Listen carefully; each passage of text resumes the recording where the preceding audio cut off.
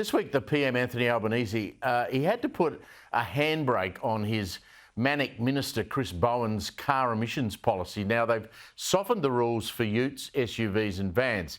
The enforcement of the climate standard will also be delayed. Looks like that's going to be 6 months from its scheduled New Year start date to July 2025.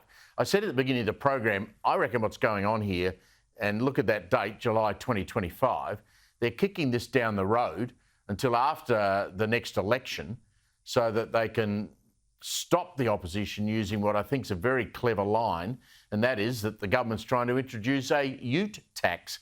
Now, have a listen to Minister for Transport, Catherine King. She was explaining what the changes were in Question Time this week.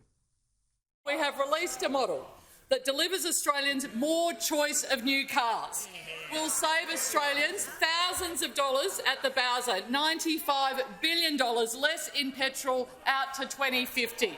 A limited number of four-wheel drives, such as the Toyota Land Cruiser, a great vehicle, the Nissan Patrol, regarded as those workhorse vehicles, will move from the passenger car into the light commercial category. We're smoothing the emissions trajectory for light commercial vehicles, taking into account both the recently announced changes in the US and the different range of credits that are available there. So many questions, so little answers, but our next guest will probably be able to help us out. Motoring journalist Joshua Dowling has been keeping an eye on this for a very long time.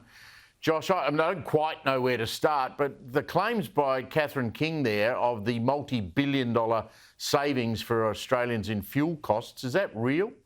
Yeah, absolutely not. First of all, they're not including the extra cost of the vehicles. They're going to be dearer to buy. But also take exception to the use of the term softening of the rules or moving those vehicles into another category. They've just moved them to where they should have been all along. Utes, vans and four-wheel drives should never have been put in with regular passenger cars. But I really take exception to the use of the term softening, because it's a bit like being stabbed in the chest with a 6-centimetre knife instead of a 7-centimetre knife.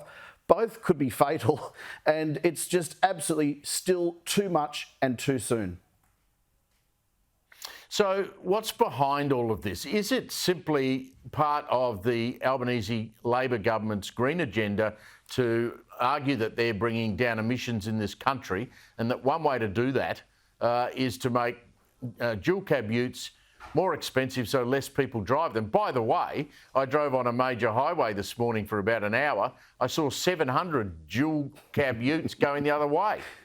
Yeah, look, it's just bizarre. What's really curious to me is why is the government selecting one type of vehicle propulsion? We've never done it before. They didn't force us into LPG. Why are they suddenly forcing us into electric cars? It doesn't make sense. Why would you close off the possibility of having more efficient hybrids, more efficient diesels? That technology still has life left in it. So I don't understand, especially with Australia's unique motoring needs. We can't compare ourselves to Europe and certainly large chunks of America, because we do have different needs. So it's puzzling to me why the government has chosen one type of propulsion. Now, let's face it, electric cars might not have a tailpipe, but they still have an environmental footprint. I'd encourage the government, I'd encourage Greenpeace to go to a lithium mine and go and look at the precious minerals being dug out of the ground. They're not being dug out of the ground by solar-powered earth movers. The cars are coming here on diesel-powered ships. So the whole greenwashing of electric cars is just a joke. They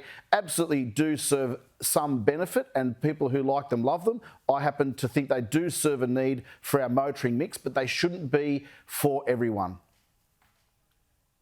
So let's take Toyota as an example. They sell obviously a lot of Toyota Hilux utes and Toyota Land Cruisers, and Australians love those two vehicles. They also sell the Toyota Camry hybrid.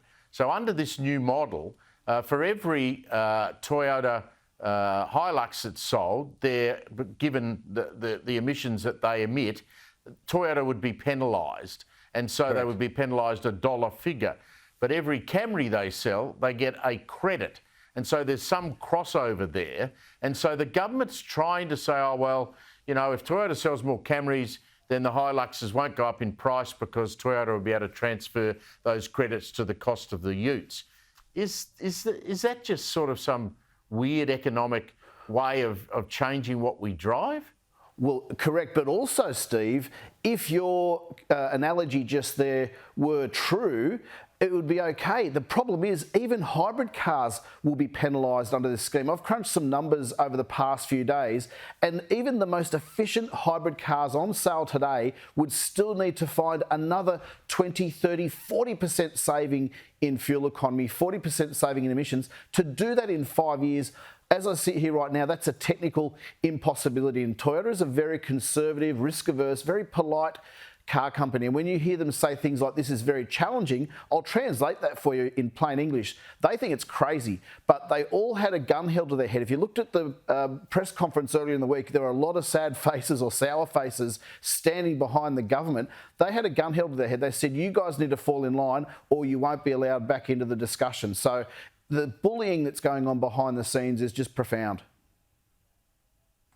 Bowen had a target, or Labor had a target, to have 89% of new car sales to be electric vehicles by 2030. Not electric hybrids or hybrid combination, electric vehicles by 2030. That's only 6 years away. Yeah, it's not going to happen. Also, where's the fuel excise revenue going to come from? Currently, fuel excise, that's petrol and diesel, contributes $15 to $17 billion a year to the budget. So where's that money going to come from if we hit those targets? So this has not been looked at in the proper detail that it needs. I think you're right. They are trying to kick it down the road to get to a next election because this is a vote loser. Once the general public wake up to the fact that their cars will be dearer, they'll either not buy them, they'll hold on to their older, more polluting cars for longer, which is the opposite effect, or they're going to be stung when they do go to buy a new model. I'll give you the billboard that you could put up on the M5. Reject Labor's ute tax. See how that's going to go down. Yeah, and as I say, I just don't understand. That's exactly what they'll do. Yeah, absolutely, for sure. And I just think, as I say, a lot of the media on this, the Australians done great coverage of this, the AFR have done great coverage of this, the 2GB hosts from morning to afternoons and evenings, they're doing great coverage on this, but the public still haven't quite figured out what this means. So although the penalties might not happen for a couple of years, we will not hit these targets by 2029. And right now, the industry has its fingers crossed that in 2026, common sense might prevail and they'll have a further backflip, another backflip to a much more realistic level. Josh Dowling, great to pick your brain. Thank you very much, my friend.